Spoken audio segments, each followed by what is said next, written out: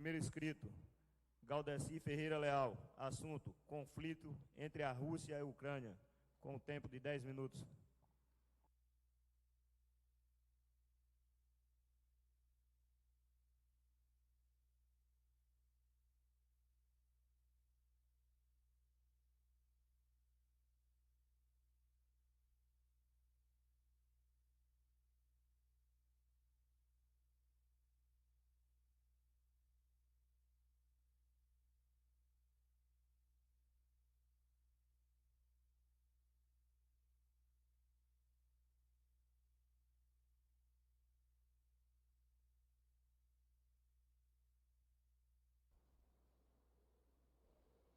Obrigado.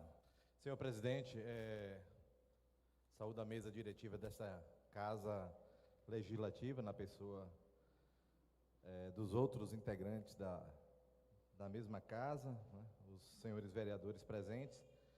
E também queria saudar os órgãos, os outros veículos de comunicação presentes. A gente vai falar um pouco sobre as relações internacionais do Brasil, mas também com foco nesse conflito, né, falar sobre o conflito da Rússia e Ucrânia.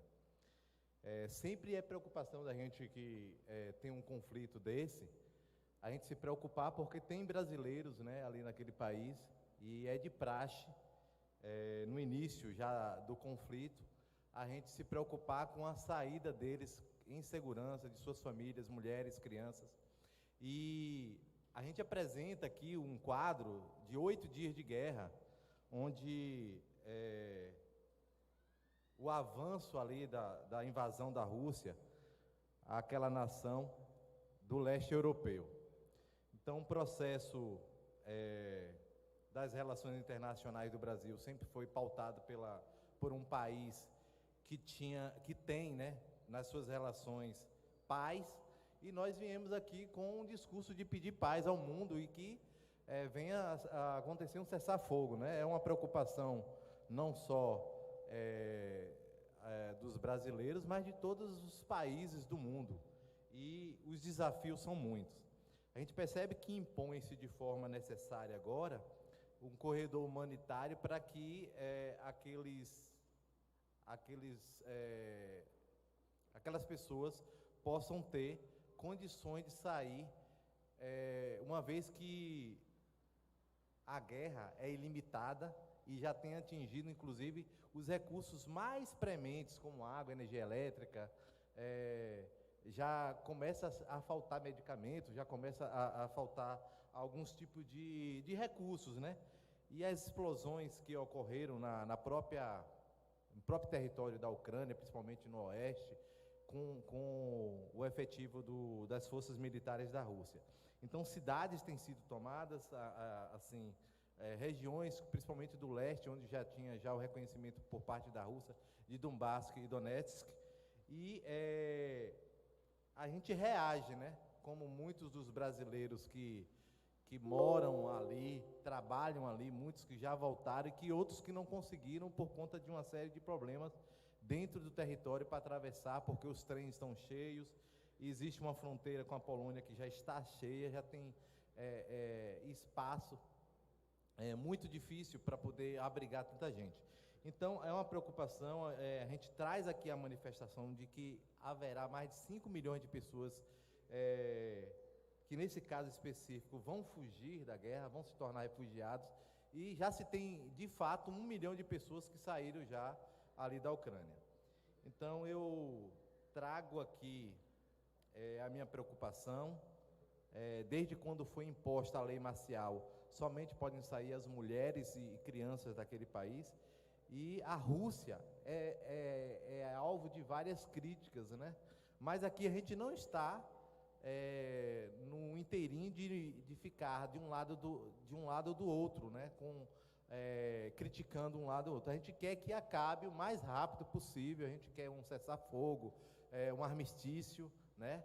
E dentro dessas relações, o Brasil precisa mandar também uma mensagem de paz para aquele lugar. Então, a nossa preocupação, senhor presidente e egrégia Casa Legislativa, é que a humanidade não gostaria de ter mais uma guerra como essa, principalmente se existe, né, um alto preço, né, de vidas humanas por conta dessa invasão. E durante esse período de tempo, o Itamaraty, que é o órgão responsável por essa ajuda humanitária aos brasileiros, tem tentado conseguir trazer esses brasileiros. Então, nós contamos com o apoio também do governo federal, através da presidência do presidente do Brasil, e inclusive o Conselho de Segurança da ONU, né, se reuniu de forma bem intempestiva, além da Assembleia Geral da ONU, que fez uma sessão extraordinária em mais de 75 anos da criação da ONU. Foi uma da segunda ou terceira reunião que foi feita assim de última hora para tentar, por meios diplomáticos, evitar o conflito. E os desdobramentos dessa intervenção, a gente está vendo aí, até do ponto de vista econômico, né, por conta dos fertilizantes que o Brasil necessita, uma vez que, eu vou trazer um dado aqui para os senhores, que talvez mostre um pouco do quadro que nós temos hoje. A Rússia hoje, ela, como um país que mantém relações com o Brasil, em termos de relações bilaterais e um comércio, ela detém 35% das reservas de gás do mundo, principalmente que a Europa hoje é dependente desse gás. E além de jazidas de petróleo, a gente tende os desdobramentos que eu falo, que eu coloco aqui para os senhores, é que pode aumentar o preço da gasolina e pode implicar em outras situações, né, o aumento do nosso pãozinho na padaria, nosso pãozinho do dia a dia. Mas a Rússia ainda detém, além do seu quase monopólio de fertilizantes, um setor de transporte de recursos, que os portos já estão fechados. Então nós só vamos ter fertilizantes até daqui 9 meses. A nossa safra, a nossa próxima safra de produtos produzidos aqui no nosso país, vai ficar dependente, tanto que a própria ministra do Brasil, a ministra da Agricultura, já está buscando outros fornecedores junto ao Canadá, para poder manter, né, um fornecimento desses produtos. Então, os efeitos que a guerra traz sobre esse nosso solo brasileiro, no solo nacional, são grandes, senhor presidente. Portanto, a Europa toda está preocupada, mas eu não vim aqui trazer um discurso, né, de uma evolução histórica, falar como o conflito, né, que está atrelado ao fornecimento de energia, de gás, isso não. Vim falar mais do ponto de vista humanitário, uma vez que nós sabemos que hoje deve ser um dia muito importante, porque vai ter mais uma terceira rodada de negociações entre os dois países para tentar um cessar-fogo. Então, eu quero dizer que grande parte desses refugiados, sendo brasileiros ou não, eles estão padecendo situações de necessidades, né, necessidades físicas, e nós já sabemos, inclusive, das últimas notícias, de que, ao voltar, alguns brasileiros têm tido dificuldade, inclusive, do ponto de vista dos aeroportos, né? Muitos lá não tem mais voo. Os voos civis naquele país estão fechados. A única forma de sair daquele país é por meio terrestre. As pessoas estão saindo com seus próprios veículos, a pé. Então é uma situação que nós julgamos muito difícil você passar 7 horas, 10 horas atravessando um país imenso como a Ucrânia, do tamanho de Minas Gerais, e a anexação do território da Ucrânia por parte da Rússia, a tomada de Kiev, vai ser o próximo passo. E como a gente sabe que os intensos bombardeios e a ocupação por parte da Rússia geram importantes preocupações. A região que, na prática, realmente é uma região que possui uma população de identidades culturais próximas da Rússia, né, e influenciada pela própria história da Rússia. E sentimos que a OTAN, que é um órgão, uma aliança militar, que tem buscado não entrar naquele conflito, assim como os Estados Unidos da América.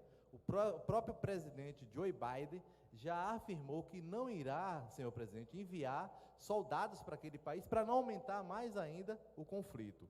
Então, após os vários apoios por parte da ONU, por parte da diplomacia mundial, né, principalmente europeia, de restabelecer ali aquela região, já que a Rússia já estava há muitos meses se preparando para aquilo e as pessoas estavam vendo manobras de soldados russos na fronteira com aquele país.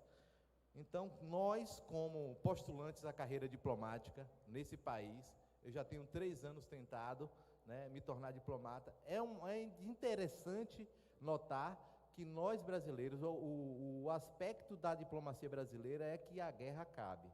Tanto que nas falas dos nossos dirigentes federais, tanto do ministro e do presidente do Brasil, é que o Brasil existe uma neutralidade, inclusive que o próprio ministro se preocupou em falar que a gente tenta ser imparcial, né? A gente não está aqui agora discutindo se o Brasil tem uma bandeira pró-Rússia ou tem uma bandeira pró-Ucrânia, porque nós temos muitos brasileiros que são parte daquele país, que são jogadores de futebol, são pessoas que vão para lá fazer curso de medicina. Então, o que se espera é que a Rússia possa parar com a guerra, uma vez que existe uma diferença muito grande por conta dos exércitos ali, a força militar da Rússia é maior. Então, aos brasileiros que passam por essas situações, né, difíceis, cujas imagens passam nas nossas TVs, nos nossos meios de comunicação, na internet, queremos mostrar a nossa solidariedade com o povo brasileiro, mas principalmente a eles que são vidas, né? Crianças e mulheres. Então, por fim, queria dizer que a ONU divulga sempre o número de mortos, claro, por parte de um lado sempre há a divulgação de números e a Rússia fala que morreu tantos soldados, a Ucrânia fala também que morreu outros números tantos. Segundo nós sabemos, são mais de 249 mortos no conflito, mais de 553 pessoas feridas. Então, fica aqui o nosso apelo, né, enquanto estudante também de Relações Internacionais, que ocorra um cessar-fogo. Essa é a nossa palavra.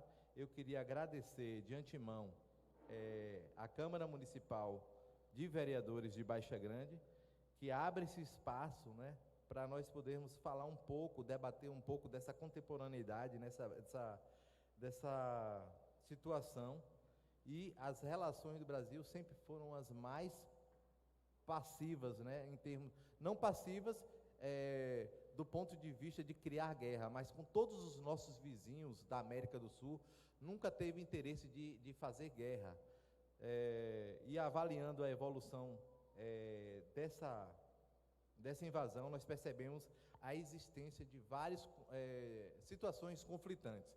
Então fica aqui o meu apelo, né, correspondendo aqui a nossa preocupação com a economia brasileira, que nós estamos vendo aí à porta novas circunstâncias que podem trazer diante dessa falta de recursos que nós estamos trabalhando, né, na nossa intervenção aqui, na nossa fala. Então eu acho que a narrativa não é de criticar um lado e o outro, mas é pedir que parem a guerra. Eu queria agradecer de antemão, trazer para todos os ouvintes que estão nos ouvindo aí em suas casas, que Deus nos ilumine para que o mais rápido possível nós possamos ter aquele desenrolar daquele conflito terminado. Eu agradeço assim ao senhor presidente a oportunidade e desejo a todos um bom dia e final de semana, um ótimo final de semana. Obrigado. Essas foram as palavras do senhor Galdeci Ferreira Leal.